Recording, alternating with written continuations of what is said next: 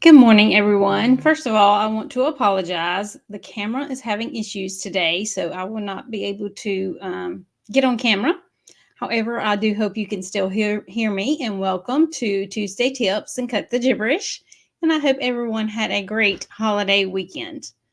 Today, I want to share with you a tip about the importance of building relationships. Happy Tuesday. Come on in. If you're joining me live, say hello. Let me know where you're coming in from. If you're watching this later, please do use hashtag replay.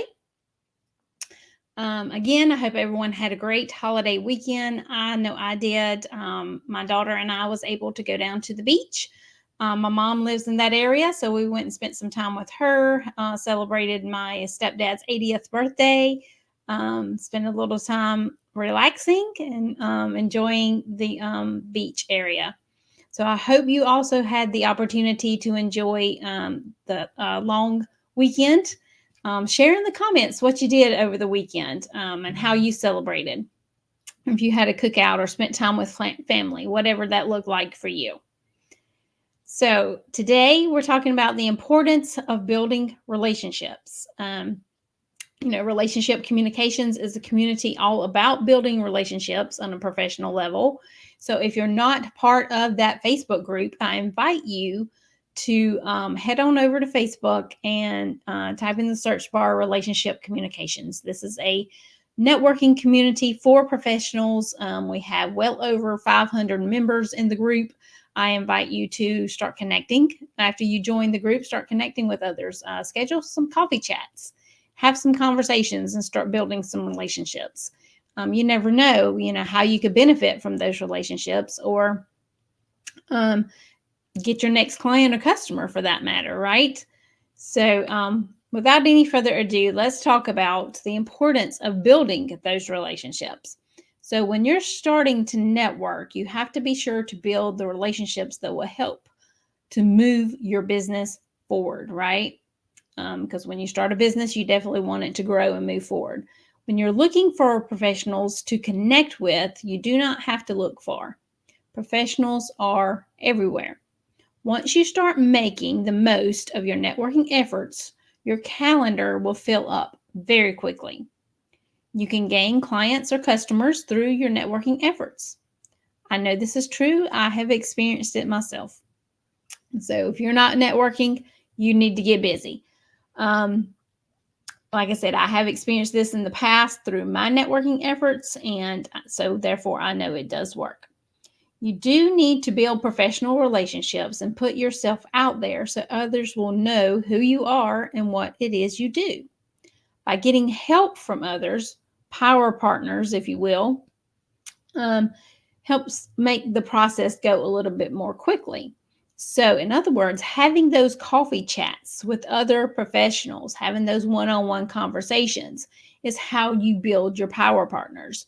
The more people that know about you and your business, then the more it's going to grow, right? And building power partners with other people in the professional realm, no, they may not ever become your client or customer. However, they know you, they know what you do, then they can share that information with others that could possibly benefit from whatever it is you have to offer, right? So you have to introduce yourself and let others know who you are. Your name, you're the face of your business, right? So they will need to know your name and your business name, and a little brief description of what it is you do within your business. This is called a digital handshake, okay? When you're online. If you're in person, yes, you have the physical handshake and introduce yourself. However, some people do hybrid. Some people do the in person and then online, as I do myself, or some people just do their networking online, and that's perfectly fine. But you definitely want to have the digital handshake and introduce yourself and let other people know who you are. The digital handshake or the physical handshake, whichever one you're doing, is the first impression you make in a video call or in a conversation in person, face to face, right? The digital handshake is the substitute for the physical shaking of hands in person, that you do when you meet face to face. So Both of them are equally important, but most importantly, it sets the tone of establishing you as someone who is friendly, professional, and ready to get started. So, no matter if you're doing a physical handshake in person or you're doing the digital handshake online, you definitely want to make sure that you're making a good first impression, right?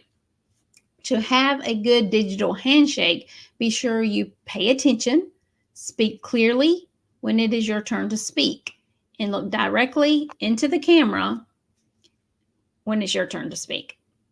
Sorry, I can't demonstrate that for you today since my camera is not working for whatever reason.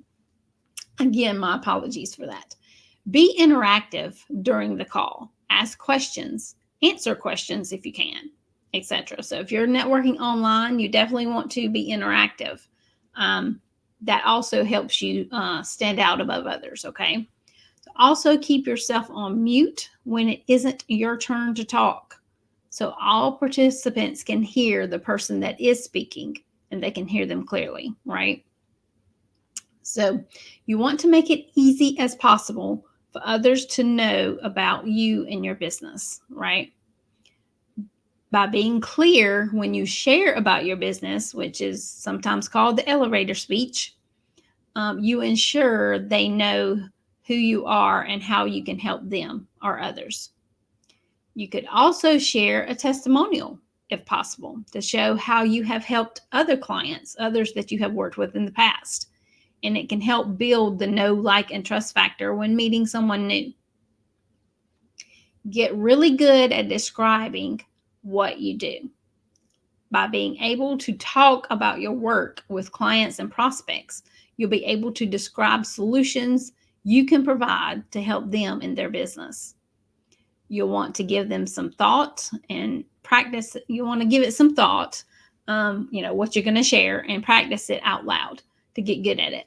It might seem silly, but believe me, it works and it's worth it, right? So here are a few things you should not do when networking. Staying silent in a conversation. You don't want to stay silent. Wasting time with unhelpful information. You want to make sure the information you're sharing is helpful information for the person that you're talking to. Asking for a job or work. You're not there to sell yourself. Networking has nothing to do with selling, okay? We'll go over that in another episode. But when you're networking, you're not selling your services or your products or whatever it is you have to offer. You're not there to sell. You're there to inform. In other words, just inform the people that you are talking to about your business and what it is you do, okay? This one's a big one, guys. And you know this is one that's passionate to me because this is what I do. Failing to follow up after the meeting with those you just met or would like to get to know better. Guys, don't forget to follow up. Okay, if you go to a networking event today, by the end of this week, you should have followed up with those people that you just met. It don't have to be the same day. It should be the next day, if at all possible. But if it's not possible, at least by the end of the week, within the next 5 business days. Okay. I know some of you may take, Thursday or Friday, and that may be your networking day. You might go to an in-person networking event or an online event on a Thursday or a Friday. You may not have the time by the end of the work week to do the follow-up. I get that. But within 5 business days after you attend an event, please make sure you follow up with those that you met, or maybe even those you didn't meet. Hey, Sally Jones, I noticed we both attended XYZ networking event. So sorry we did not get to meet and actually have a conversation. Would you like to schedule a time to where we could have a conversation? Plain and simple, right? You may not have time at the event or during the event to actually speak to everyone that's in attendance. That's why you need to have a follow-up system in place. Whether it's a specific system you use on a regular basis or if you're just doing it for a specific event. that you attended. I highly recommend that you do have a specific follow-up system in place. Yes, you use it when you attend networking events, but you also want to use it on a regular basis because you definitely want to make sure those that you have met, even at past networking events, that you stay in contact with them as well. Yes, okay, maybe 3 months ago, you went to a networking event and you met John Smith. Have you connected with John Smith since that event? Or, okay, maybe you and John Smith did have a coffee chat, a one on one conversation. Have you chatted with him since that conversation took place? Have you followed up after that conversation? Follow up is not a one and done process, okay? It is an ongoing process. You want to continue to follow up. Whether you meet them at a networking event, whether you met them in person, it doesn't matter how they came into your world. You definitely want to have them on a follow-up list. You should definitely have a follow-up list, okay? Whether it's in your CRM, whether it's on a spreadsheet, whatever that is for you or whatever that looks like for you. You definitely want to have a follow-up list and follow up with the people that are on that list on a regular basis, okay? We'll dive deeper into that in another time. But if you have questions about follow-up or about anything that I shared today about how you should build relationships or the importance of building relationships, please reach out and let's have a conversation. Again, I apologize for not being able to be on camera today. I'm not certain what's going on with my camera. I would definitely have to go figure that out and get it taken care of.